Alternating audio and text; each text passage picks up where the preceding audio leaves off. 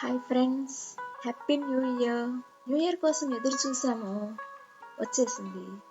జనవరి 1 celebrations చేసుకున్నాము, అయిపోయింది. New year అంటే అంతేనా, లేక best version of our self కోసం ఏమైనా మంచి నిర్ణయాలు, తీర్మానాలు తీసుకుని క్వాలిటీ లైఫ్ లీడ్ చేయాలనుకుంటున్నామా? ఫ్రెండ్స్, న్యూ ఇయర్లో బ్లెస్సింగ్స్ కోసం ఎదురు చూద్దాం. ఒకవేళ గత సంవత్సరంలో జాబ్ రాకపోతే న్యూ ఇయర్లో ఖచ్చితంగా వస్తుంది. మ్యారేజ్ కాకపోతే న్యూ ఇయర్లో అవుతుంది. స్టడీస్లో వెనకబడి ఉంటే ఇప్పుడు బాగా చదువుతాం. ఒకవేళ లాస్ట్ ఇయర్లో కష్టాలలో ఉండి ఉంటే న్యూ ఇయర్లో అవన్నీ సుఖాలుగా మారుతాయి. పిల్లలు మాట వినుకుంటే న్యూ ఇయర్లో వింటారు. మనకు ఉండడానికి ఇల్లు లేకపోతే దేవుడు మంచి ఇల్లు ఇస్తాడు ఈ న్యూ ఇయర్లో. ఇటువంటి విశ్వాసంతో మనం ముందుకు సాగుదాం. మనకు వచ్చే నెగటివ్ థాట్స్ అన్నిటినీ కూడా ప్రక్కన పెట్టి పాజిటివ్ థాట్స్తో మనసు నింపుకొని పర్సనల్ లైఫ్లో అలానే ప్రొఫెషనల్ లైఫ్లో న్యూ బ్లెస్సింగ్స్ కొరకు ఎదురు చూస్తూ ముందుకు వెళ్దాం. ఒక భక్తుడు ఇలా అన్నాడు, expect great things from God and attempt great things for God. At the same time new opportunities, new friends, new relations కూడా దేవుడు మనకు అనుగ్రహిస్తాడు అనే దృఢ విశ్వాసంతో ఈ ఇయర్లో better version of our self కోసం కొన్ని రిజల్యూషన్స్ ట్రై చేద్దాం. మొదటిది, ఆల్వేస్ థ్యాంక్ గాడ్. అంటే ఎల్లప్పుడూ దేవునికి కృతజ్ఞతలు చెప్పాలి. అలానే ఇతరులు మనకు హెల్ప్ చేసినప్పుడు వాళ్ళు చిన్నవారైనా పెద్దవారైనా, ధనవంతులైనా పేదవారైనా, విద్యావంతులైనా విద్య లేనివారైనా మనం థ్యాంక్స్ చెప్పడం నేర్చుకోవాలి. అలాగే రెండవదిగా కైండ్నెస్, ఇతరుల పట్ల దయ కలిగి ఉండటం. సెల్ఫిష్గా అంటే నేను, నా ఫ్యామిలీ, నా వాళ్ళు, నేను స్పెషల్ అని కాకుండా ఒకరి పట్ల ఒకరు దయ కలిగి కరుణాహృదయులై ఉండటానికి ప్రయత్నించేద్దాం.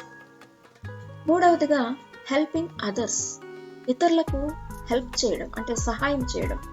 హెల్ప్ చేయడానికి మనసు కావాలి కానీ కోట్ల రూపాయల ధనం కాదు.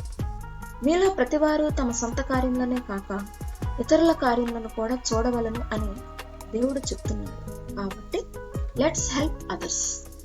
నాలుగవది హ్యూమిలిటీ, తగ్గింపు.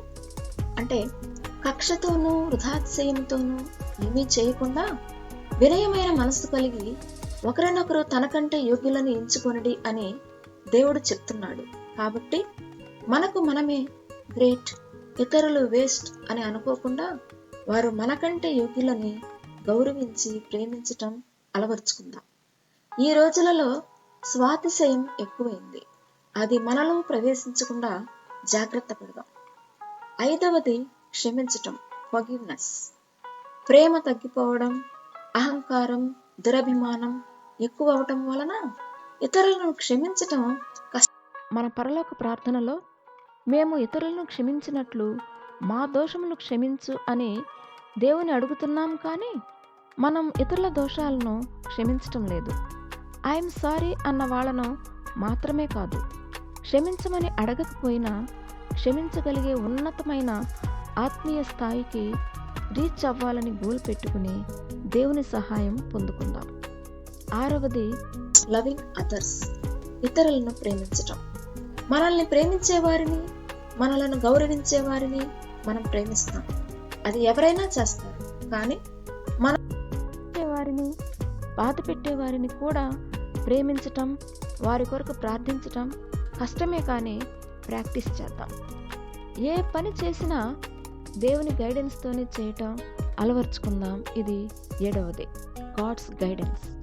నీ స్వబుద్ధిని ఆధారం చేసుకొనక నీ పూర్ణ హృదయంతో యెహోవా యందు నమ్మకం ఉంచుము. నీ ప్రవర్తన అంతటి యందు ఆయన అధికారంనకు ఒప్పుకొనుము. అప్పుడు ఆయన నీ త్రోవలు సరళము చేయును అని వాక్యం సెలవిస్తుంది. కాబట్టి దేవుని మీదే నమ్మకం పెట్టుకుని ముందుకు సాగుతాం.